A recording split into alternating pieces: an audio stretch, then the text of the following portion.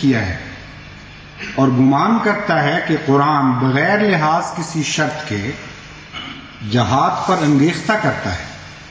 سو اس سے بڑھ کر اور کوئی جھوٹ اور افتراء نہیں۔ قرآن شریف صرف ان لوگوں کے ساتھ لڑنے کا حکم فرماتا ہے جو خدا کے بندوں کو اس پر ایمان لانے اور اس کے دین میں داخل ہونے سے روکتے ہیں، اور اس بات سے وہ خدا کے حکموں پر کاربند ہوں اور اس کی عبادت کریں، یعنی روکتے ہیں اس بات سے کہ وہ خدا کے حکموں پر کاربند ہوں اور اس کی عبادت کریں، اور وہ ان لوگوں سے لڑنے کے لیے حکم فرماتا ہے جو مسلمانوں سے بے وجہ لڑتے ہیں اور مومنوں کو ان کے گھروں سے اور وطنوں سے نکالتے ہیں اور خلق اللہ کو جبراً اپنے دین میں داخل کرتے ہیں اور دین اسلام کو نابود کرنا چاہتے ہیں اور لوگوں کو مسلمان ہونے سے روکتے ہیں۔ یہ وہ لوگ ہیں جن پر خدا تعالیٰ کا غضب ہے۔ وَوَجَبَ عَلَى الْمُؤْمِنِينَ أَن يُحَارِبُوهُمْ إِن لَّمْ يَنْتَهُوا، یعنی مومنوں پر واجب ہے کہ ان سے لڑیں اگر وہ باز نہ آئیں۔ یہ ہے حضرت مسیح موعود علیہ الصلوۃ والسلام کی تنسیخ جہاد۔ اب اور سنیے، کس چیز کو حرام قرار دیا، کس چیز کے خلاف آپ نے جہاد کا علم بلند کیا؟ یہ بعض جاہل علماء اور بعض پادریوں کے غلط تصورات تھے جن کے خلاف آپ نے آواز بلند کی، جن کے نتیجے میں اسلام کو فائدہ تو کچھ بھی نہیں پہنچنا تھا کیونکہ ان میں لڑنے کی کوئی طاقت ہی نہیں تھی۔ ہاں، نقصان کے بہت سے اندیشے تھے، بہت سے خطرات تھے جو ان کو ہر طرف سے گھیرے ہوئے تھے۔ آپ فرماتے ہیں سبحان اللہ، وہ لوگ کیسے راست باز اور نبیوں کی روح اپنے اندر رکھتے تھے کہ جب خدا نے مکے میں ان کو یہ حکم دیا کہ بدی کا مقابلہ مت کرو اگرچہ ٹکڑے ٹکڑے کیے جاؤ، بس وہ اس حکم کو پا کر شیر خوار بچوں کی طرح عاجز اور کمزور بن گئے۔ وہ نہ ان کے ہاتھوں میں زور ہے نہ ان کے بازوؤں میں طاقت۔ بعض ان میں سے اس طور سے بھی قتل کیے گئے کہ 2 اونٹوں کو ایک جگہ کھڑا کر کے ان کی ٹانگیں مضبوط طور پر ان اونٹوں سے باندھ دی گئیں اور پھر اونٹوں کو مخالف سمت میں دوڑایا گیا، بس وہ ایک دم میں ایسے چر گئے جیسے گاجر یا مولی چیری جاتی ہے۔ مگر افسوس کہ مسلمانوں اور خاص کر مولویوں نے ان تمام واقعات کو نظر انداز کر دیا ہے اور اب وہ خیال کرتے ہیں کہ گویا تمام دنیا ان کا شکار ہے، اور جس طرح ایک شکاری ایک ہرن کا کسی بن میں پتہ لگا کر چھپ چھپ کر اس کی طرف جاتا ہے اور آخر موقع پا کر بندوق کا فائر کرتا ہے، یہی حالات اکثر مولویوں کے ہیں۔ انہوں نے انسانی ہمدردی کے سبق میں سے کبھی ایک حرف بھی نہیں پڑھا، بلکہ ان کے نزدیک خان خواہ ایک غافل انسان پر پستول یا بندوق چلا دینا اسلام سمجھا گیا ہے۔ ان میں وہ لوگ کہاں ہیں جو صحابہ رضوان اللہ علیہم کی طرح ماریں کھائیں اور صبر کریں؟ کیا خدا نے ہمیں یہ حکم دیا ہے کہ ہم خان خواہ بغیر ثبوت کسی جرم کے ایسے انسان کو کہ نہ ہم اسے جانتے ہیں اور نہ وہ ہمیں جانتا ہے غافل پا کر چھری سے ٹکڑے ٹکڑے کر دیں یا بندوق سے اس کا کام تمام کریں؟ کیا ایسا دین خدا کی طرف سے ہو سکتا ہے جو یہ سکھاتا ہے کہ یوں ہی بے گناہ بے جرم بے تبلیغ خدا کے بندوں کو قتل کرتے چلے جاؤ، اس سے تم بہشت میں داخل ہو جاؤ گے؟ افسوس کا مقام ہے اور شرم کی جگہ ہے کہ ایک شخص جس سے ہماری کبھی کچھ سابق دشمنی بھی نہیں بلکہ روح شناسی بھی نہیں، وہ کسی دکان پر اپنے بچوں کے لیے کوئی چیز خرید رہا ہے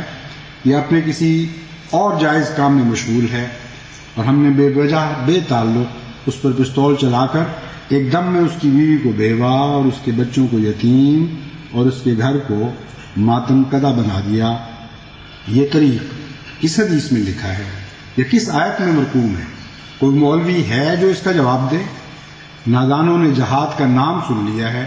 اور پھر اس بہانے سے اپنی نفسانی اغراض کو پورا کرنا چاہا ہے۔ یہ وہ جہاد کا تصور ہے جسے آپ نے حرام قرار دیا ہے۔ کون ہے آج جو اس کو آج بھی حلال کہہ سکتا ہے ان علماء میں سے؟ اس لیے جھوٹے الزام لگا رہے ہیں۔ جس چیز کو حضرت مسیح موعود علیہ الصلوۃ والسلام نے حرام کیا ہے وہ ان کے اپنے تصورات تھے، لیکن یہ تصورات اب ظاہر ہو رہے ہیں۔ اس وقت خفیہ باتیں کیا کرتے تھے یہ، اور جہاں تک انگریز کی حکومت کا تعلق ہے اس کو مخاطب کر کے جہاد کا وہی تصور اس کو بتاتے تھے جو حضرت مسیح موعود علیہ السلام فرمایا کرتے تھے۔ میں اس مضمون سے متعلق ابھی چند اقتباس پڑھوں گا، تب آپ کو پتہ چلے گا کہ حضرت مسیح موعود علیہ السلام کو کیسے مخالفین سے واسطہ پڑا تھا۔ یوں تو نہیں خدا اپنے بندوں کو چنا کرتا اور ان سے پیار کرتا، نہایت ہی دکھوں اور مصیبتوں کے ابتلا میں ڈالتا ہے، نہایت ہی ظالموں کے ساتھ واسطہ پڑتا ہے ان کو، اور صبر سے کام لیتے ہیں، تب وہ خدا کے حضور مقدس اور پاکیزہ گنے جاتے ہیں اور ان لوگوں میں شمار ہوتے ہیں جو خدا کو پیارے ہوا کرتے ہیں۔ حضرت مسیح موعود علیہ السلام فرماتے ہیں فَرُفِعَتْ هَذِهِ السُّنَّةُ بِرَفْعِ أَسْبَابِهَا فِي هَذِهِ الْأَيَّامِ، یعنی تلوار کے ساتھ جہاد کے شرائط پائے نہ جانے کے باعث موجودہ ایام میں تلوار کا جہاد نہیں رہا۔ پھر فرمایا وَأُمِرْنَا أَن نَعُدَّ لِلْكَافِرِينَ كَمَا يَعُدُّونَ لَنَا وَلَا نَرْفَعُ الْحُسَامَ قَبْلَ أَن نَقْتُلَ بِالْحُسَامِ، اور ہمیں یہ حکم ہے کہ ہم کافروں کے مقابل میں اس قسم کی تیاری کریں جیسی وہ ہمارے مقابلے کے لیے کرتے ہیں، یا یہ کہ ہم کافروں سے ویسا ہی سلوک کریں جیسا وہ ہم سے کرتے ہیں، اور جب تک وہ ہم پر تلوار نہ اٹھائیں اس وقت تک ہم بھی ان پر تلوار نہ اٹھائیں۔ پھر فرماتے ہیں اس زمانے میں جہاد روحانی صورت سے رنگ پکڑ گیا ہے، اور اس زمانے میں جہاد یہی ہے کہ اعلاء کلمہ اسلام میں کوشش کریں۔ صرف یہ منسوخ فرمایا، وہ جہاد کا تصور منسوخ فرمایا جو علماء نے اپنی طرف سے بنا لیا تھا اور گھڑ لیا تھا۔ شرط جہاد نہ ہونے کے نتیجے میں جب تک وہ شرط پوری نہ ہو اس وقت تک جہاد کرنا منع ہے، یہ فرمایا۔ لیکن جہاد کا ایک حصہ ہے جو شرط نہ پوری ہونے کی وجہ سے منع ہے۔ جہاد کا جہاں تک وسیع تر تعلق ہے، وسیع تر مضمون کا تعلق ہے، آپ فرماتے ہیں جہاد فی ذات ہی تو کبھی منسوخ ہو ہی نہیں سکتا، ہر حال میں ہمیشہ لازماً جاری رہے گا، اس کی کوئی نہ کوئی صورت ایسی ہے جسے مومن سر انجام دے سکتا ہے۔ چنانچہ فرماتے ہیں کہ اعلاء کلمہ اسلام میں کوشش کریں، مخالفوں کے الزامات کا جواب دیں، دین متین اسلام کی خوبیاں دنیا میں پھیلائیں، حضرت صلی اللہ علیہ وآلہ وسلم کی سچائی دنیا پر ظاہر کریں۔ یہی جہاد ہے جب تک کہ خدا تعالیٰ کوئی دوسری صورت دنیا میں ظاہر نہ کرے، اور یہ ہمیشہ کے لیے نہیں۔ دوسری صورت سے مراد یہ ہے کہ جب دشمن اسلام جبر سے کام لے گا مذہب کے خلاف تو تمہیں بھی اجازت ہو جائے گی۔ جب تک ایسی صورت ظاہر نہیں ہوتی اس وقت تک جہاد بند نہیں ہے، جہاد کی دوسری شکلیں ہیں جو تمہارے سامنے ہیں۔ فرماتے ہیں اب سے تلوار کے جہاد کا خاتمہ ہے، ہر جہاد کریں، وہ کیوں اس کی وضاحت پہلے فرما چکے ہیں، مگر اپنے نفسوں کے پاک کرنے کا جہاد باقی ہے۔ یہ بات میں نے اپنی طرف سے نہیں کی بلکہ خدا کا یہی ارادہ ہے۔ صحیح بخاری کی اس حدیث کو سوچو جہاں مسیح موعود کی تعریف میں لکھا ہے کہ یضع الحرب،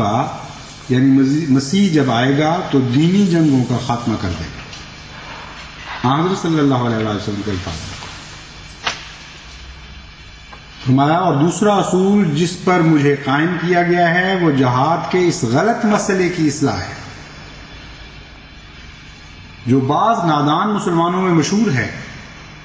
سو مجھے خدا تعالیٰ نے سمجھا دیا ہے کہ جن طریقوں کو آج کل جہاد سمجھا جاتا ہے وہ قرآنی تعلیم سے بالکل مخالف ہیں۔ بے شک قرآن شریف میں لڑائیوں کا حکم ہوا تھا جو موسیٰ کی لڑائیوں سے زیادہ معقول اور یشوع بن نون کی لڑائیوں سے زیادہ پسندیدگی اپنے اندر رکھتا تھا، اور اس کی بنا صرف اس بات پر تھی کہ جنہوں نے مسلمانوں کے قتل کرنے کے لیے